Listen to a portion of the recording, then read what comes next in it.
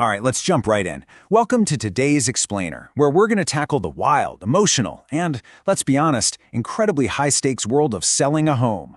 Looking at the data, it's super clear. If you're getting ready to pound that for sale sign into your front yard, you absolutely need to hear this first. We're going to break down those small, entirely preventable mistakes that can easily turn a smooth home sale into a totally stressful, costly nightmare. And hey, just to show you exactly what's on the line here, think about this number.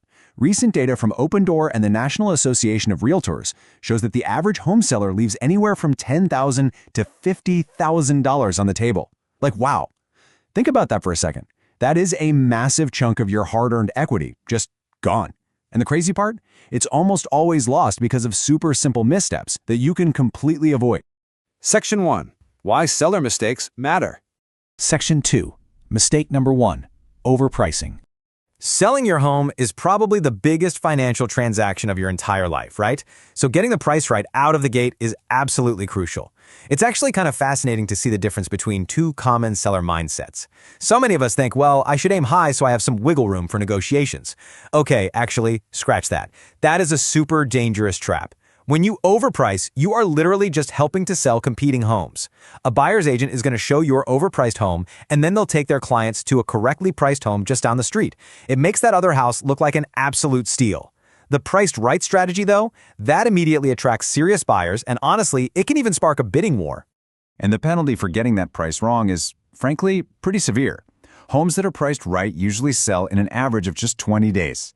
But homes that are overpriced, the ones that eventually have to drop their price anyway, they sit on the market for 50 days or more.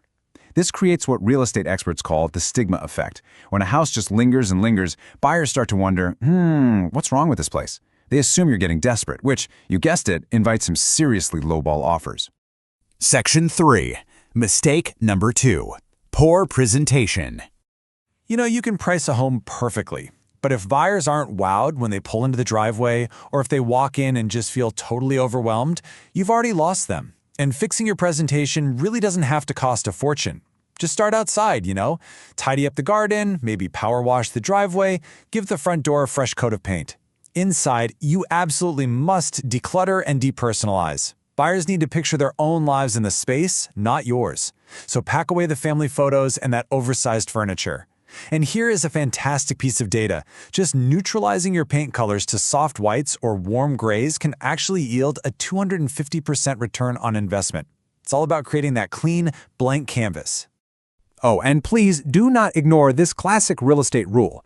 If you can smell it, you can't sell it. Seriously, we all get nose blindness to our own homes. We just don't notice the lingering smell of the dog, last night's salmon, or cigarette smoke. But let me tell you, a buyer is going to notice it the literal second they walk through the door, and it triggers a really intense, negative emotional reaction.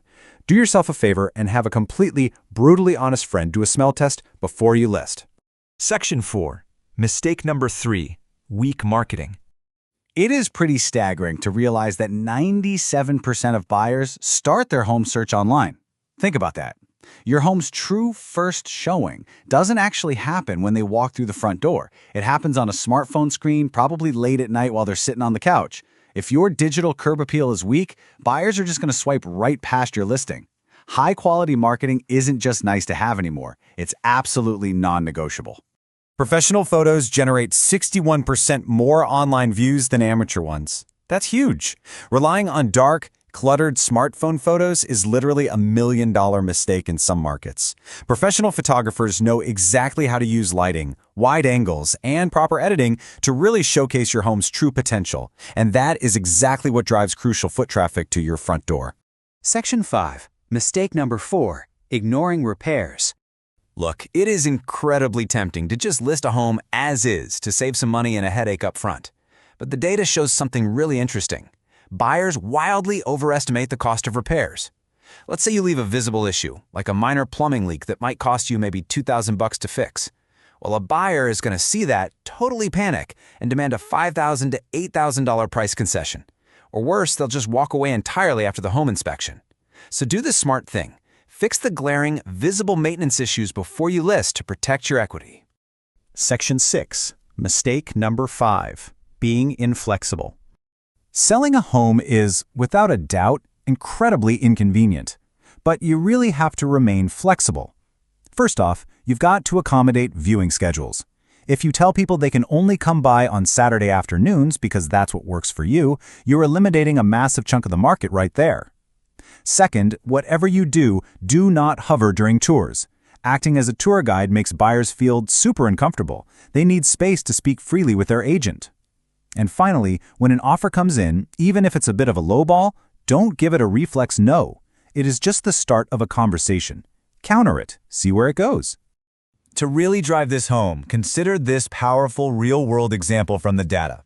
Imagine you're selling your home for $400,000, and the buyer asks for a $600 repair credit after the inspection. If you let your pride get in the way and refuse, that buyer might just walk. Think about it. Refusing a $600 repair is essentially like buying your entire house back for $600. It's a totally emotional reaction that can easily ruin the entire deal.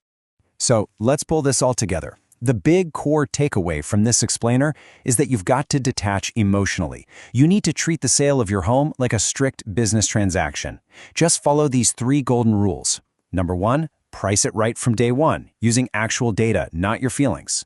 Number 2, prep and stage the home. Invest in those minor repairs and definitely get professional photography. And number 3, stay flexible with both showings and negotiations. So I'm going to leave you with this final, kind of provocative thought. Is your home truly ready to list, or are you about to pay a $50,000 penalty just for being impatient? Take a hard, really objective look at your property through the eyes of a buyer. Prepare properly, de-risk your property, and avoid these costly errors before you ever put up that for sale sign. Thanks so much for joining me on this explainer, and hey, happy selling!